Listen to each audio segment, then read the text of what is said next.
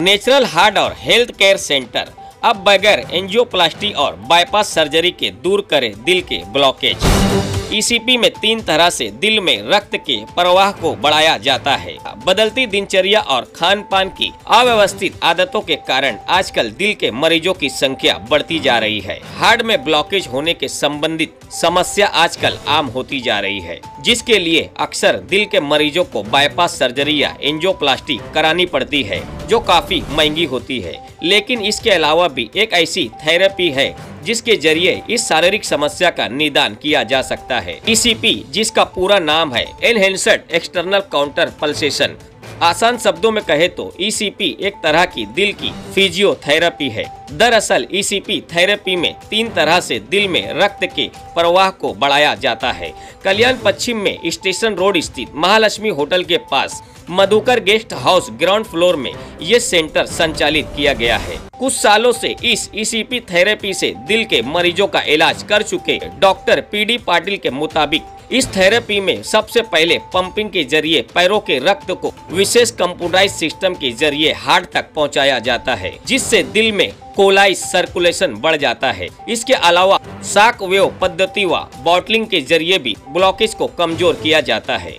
इस therapy का विशेष लाभ ये होता है कि दिल को खून पहुंचाने वाला मुख्य नलियां के अलावा भी कई सहायक नलियां खुल जाती है, जिससे दिल में रक्त प्रवाह बढ़ जाता है।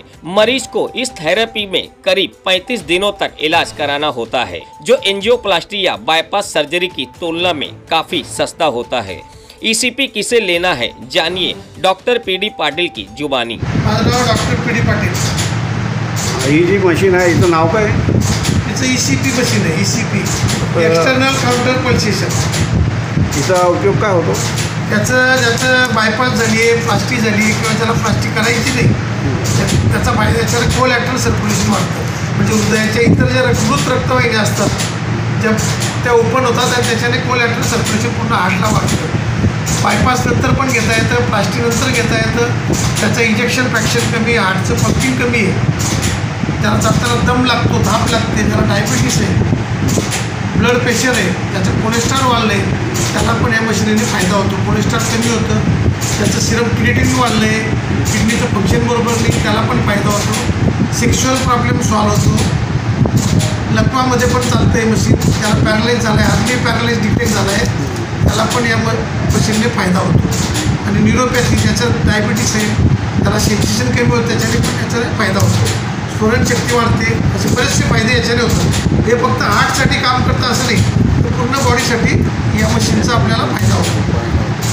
तर हे घेताना काही गोळी लिक्विड वगैरे असं काय आहे? नाही, हे बिलकुल नॅचरल आहे, नैसर्गिक बायपास म्हणतो आपण याला मराठीत। त्याच्यासाठी तुमच्या ज्या ट्रीटमेंट अगोदर चालू आहे, तुम्हाला समजा डायबिटीस आहे, हायपरटेन्शन आहे, हार्ट डिसीज आहे, किडनीचा आजार आहे, लिव्हरचे प्रॉब्लेम, तुमचं ते औषध ॲज इट इज घ्यावं लागतं, सुरू ठेवावं लागतं।